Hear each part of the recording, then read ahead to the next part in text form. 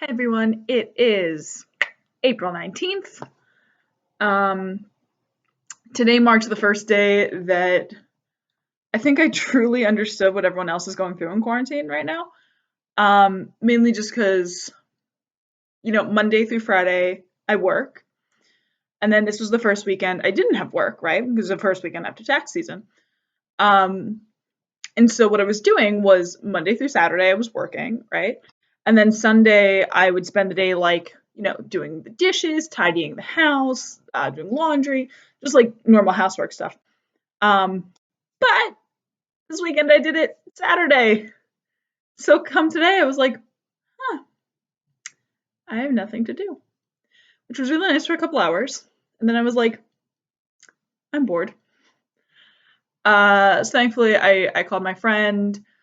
I took Daisy on countless walks today, just because of her tummy still being a bit upset.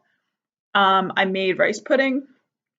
Uh, so yeah, that was a slightly eye opening. I was like, damn, is that what the rest of the world's feeling right now? That kind of sucks. Um, but find a hobby or binge a good show. A show that has been really popular. There are actually two that Netflix came out with some in good timing. One is called Love is Blind, and it is absolutely trash reality show, which is really funny because I'm actually really not into it, trash reality show like in general. Um, it's just not really my cup of tea. I don't tend to find it engaging or interesting. For some reason, Love is Blind got me hooked. I watched the whole thing. And then the other one is Tiger King.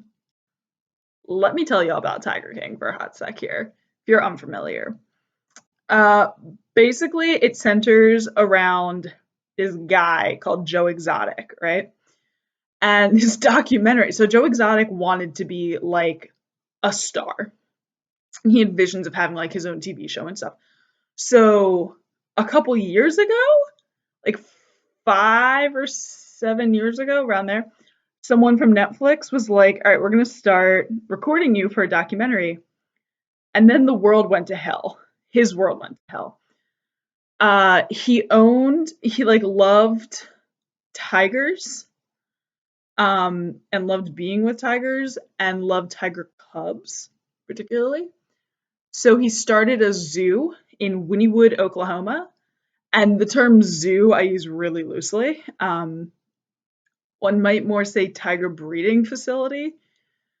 Basically, he would breed a bunch of tigers, take the tiger cubs like immediately, which is kind of a problem. And he would, you know, people would pay a lot of money to take pictures and have experiences with the tiger cubs because they're small enough that they're not going to hurt you. Um, and then when they would get older, he would just like kind of put them somewhere, or sell the cubs, for a lot of money. Anyway, he's just a character, is maybe the best way to put that. A character. Let's say the most sane person on this show is another zoo owner who's also crazy, has convinced himself that he has a doctorate, which I don't think he does, uh, and has like a polygamous relationship with multiple young women who he's kind of coerced into it. And he's the most normal person. He's like the most rational sounding human in the show. It's a little ridiculous. Anyway, he has a really big rival, and his rival is Carol Baskins, who owns a tiger sanctuary in Florida, who claims she's like whatever, doing it all for the tigers. And she has this like podcast, I think, and greets everyone with, "Hey, you cool cat and kittens." And it's just like, okay. Uh, Her husband really randomly goes missing and is like never found. And she's like, yeah, he just does that. Anyway, she got all of his money. No one ever found him or his body. Oh, and she like produces a weird will that says upon my disappearance, or perhaps it was upon my death and disappearance rather than just upon my death. That's also weird. Yeah, so that's all shady. So he's like, look, Carol Baskins killed her husband. And then he's like, Carol Baskins is doing all these lawsuits against him and whatever else. He threatens to kill her like multiple times. Like multiple times. Does all this shit against her. And then he decides to run for like governor of Oklahoma. They're like, what? Anyway, all this happens. It kind of ends up with him being arrested for a murder or a murder for hire plot to hire someone to go kill Carol Baskins. So he's currently in jail. And this is just fascinating that they happen to capture all this while working on a documentary. You know, good timing. Anyway, that was the other thing that came out that completely rocked the world. So a lot of people now know about, as she is colloquially referred to, that bitch Carol Baskin, the world of big cats, and Joe Exotic. Those were 3 names I was unfamiliar with 2 months ago. But now I know. Now most of the world knows. Anyway, speaking of the world, today New York's daily death toll is at a 2-week low. Hospitalizations are also down, which, yay, good. For Pennsylvania tonight, a order goes into effect to wear a face mask when you go out in public, which, to be honest with you, I kind of thought was already a thing, but maybe it was just a recommendation, not an order. Because the minute I heard that, I started wearing one when I was out in public. Although the other day, I think I said this, but the other day I was walking my dog and there was no one else on the block, literally on the entire block. A guy drove past me and was like pointing at his face mask like I should be wearing one, and I'm like, for who? For who, bro? For who? So that happened. Iran is going to keep mosques closed, which through May 4th, which is big because Ramadan's about to start, and that's, if you're unfamiliar, a very important religious holiday in the Muslim religion. You kind of fast all day. You fast from sun up to sundown. This is all to my understanding. I'm not pretending to be like an expert on this or anything. And you spend a lot of time at the mosque during Ramadan. And it's like for a while. It's not like a day. Like it's like a couple weeks. So anyway, that's a big thing. Yeah, other than that, not a whole lot going on in the world today. Not a whole lot going on personally today. Daisy got to play with the dog. She was very excited. Yep, some people have been weird about like not letting. I understand not letting your dog go say hi to other people because people could spread the disease. But like, I don't know why they won't let their dog say hi to my dog. Dogs can't pass it, you know? So, I don't know. I find that weird, but she's so excited every time someone like, because anytime there's a dog, I'm fine with her going up and saying hi as long as the dog's not dog rushed. Sometimes people be like, oh, no, my dog doesn't get along with the dogs. I say, okay, thank you for letting me know. And then we kind of like move on. And by we move on, I pull her away because she's like, I still want to go play. And I'm like, you can't play with that one. It's going to try to kill you. So other people are just like weird about it. And I always say like, do you mind if we say hi? Unless I know the person, I know the dog. Like there are a couple dogs on my complex like that I have no hesitation just walking up because I know them and I know how the dogs react. I know the owners. So today was one such example. There's a puppy that's like a Australian Shepherd, blue heeler cattle dog kind of looking dog.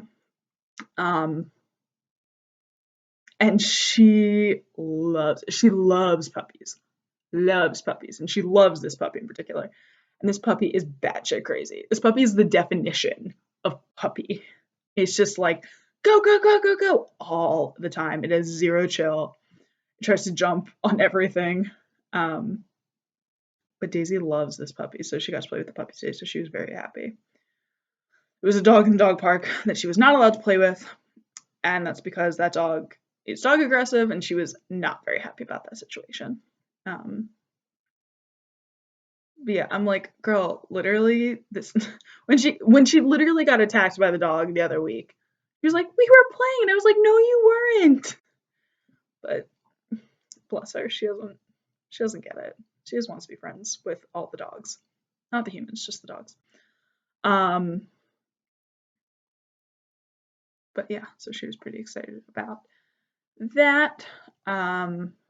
Also, trying to think if there's an also.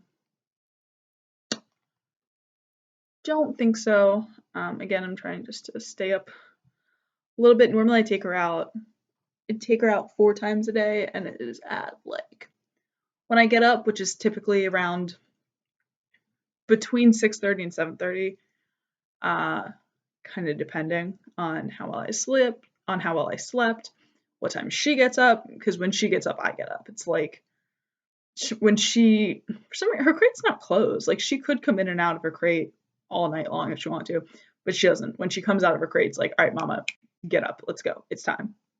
So when she comes out of her crate, I'm like, all right, fine, so I get up. And that's typically between 6:30 and 7:30. Although with the sun coming up earlier, she's starting to get up earlier, and I'm like, girl, just go back to sleep. Just go back to sleep. Like you do nothing but sleep in the daylight all day. How come you can't do this right now? This is a dog that literally gets up with the sun, no matter what time the sun gets up. And then we go on a walk and she immediately goes back to sleep. And I'm like, why couldn't you have just come on, babe? Anyway, so early in the morning, between 10:30 and or between 10 and 11, or like 10 and 12, depending on what time we went out in the morning. And then about around 6, and then around 10 p.m. But since she's on the meds that makes her pee a lot, I've been trying to kind of push back our night walk to like 11 or 11:30, and then getting up at 6:30, which I'm not a fan of. I've not done since being in quarantine. I've been in quarantine, or like I've been working from home since March 16th. Excuse me. So we're just over a month. And let me tell you, I'm not a morning person. I don't like getting up in the morning. I'm not good at it. Actually, that's a lie. I'm very good at it for a very short amount of time. I have the ability to just sit up, get up, go. And I can maintain that for a good 25 minutes. 45 minutes. And after that 45 minutes, it's like I hit a wall. I'm like, so yesterday and today with Daisy, I had to get up at 6:30 and take her out because of the meds. Or else she sleeps in with me until like 7:30, 8, whatever time I get up when I work from home. And so I got up, jumped right out of bed, immediately took her out. We went on like a 3/4 mile walk, came back, gave her breakfast, gave her water, went back to sleep.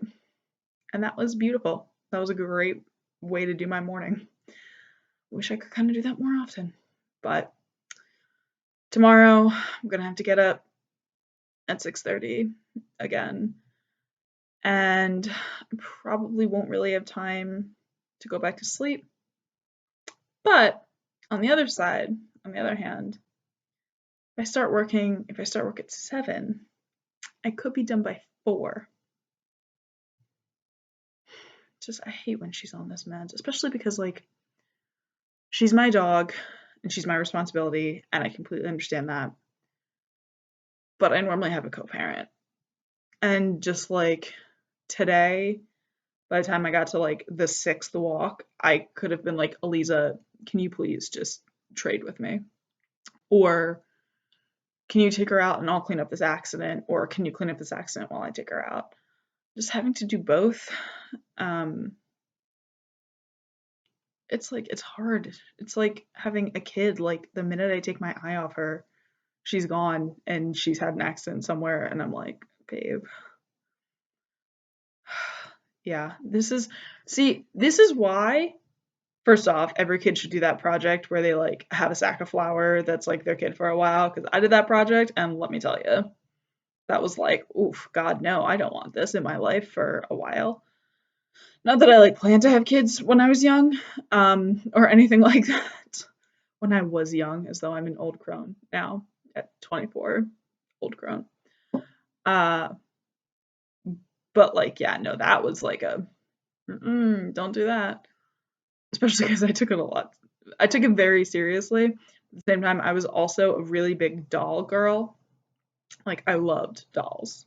And I had this little crib for my baby doll, and it like folded up exactly like a pack and play, and it had a little thing, and so I like set it all up for the flower. I was in 8th grade. No, 7th grade. I was in 7th grade. So I was 12 or 13. So I was a little on the old side to be doing this, but at the same time, like, I don't know, it was so comforting. It was all, having dolls was always just so comforting. Um, but yeah, so like I set up the whole crib and had like a little diaper bag that I like carried in because I walked to and from school, and my school was like a little over a mile away from my house.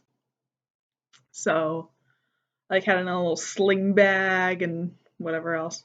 I kind of loved that assignment. But still, it was like, oof, gosh, don't want to do that.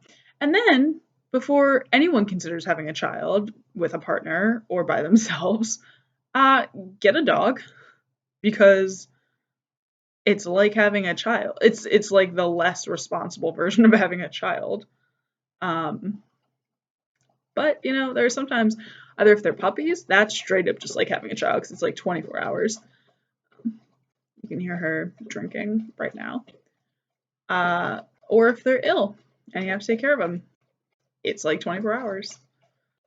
So, yeah, it's like there are people I know who are years younger than me who have had 2 or 3 children by this point, and I can't fathom it. It's a that's a no-go for me right now. Um, but yeah, with that revelation, she seems like she's about ready to head out. So, probably gonna head out, and I will talk to y'all later.